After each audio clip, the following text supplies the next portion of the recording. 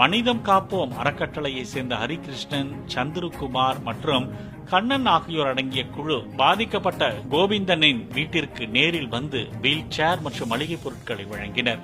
மேலும் தங்களுக்கு ஏதேனும் உதவிகள் தேவைப்பட்டால் தங்களை தொடர்பு கொள்ளும்படி கூறி சென்றது அப்பகுதி மக்களிடையே நெகிழ்ச்சியை ஏற்படுத்தியது. ஃபாலோ பண்ணிக்கோங்க. இருப்பாரு, இவர் இருப்பாரு, இவர்கிட்ட ஏதாவது சொல்லுங்க.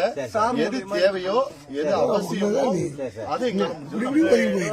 இந்த நிலையில் ஆதாரில் ஏற்பட்ட குளறுபடிகளே இதற்கு காரணம்.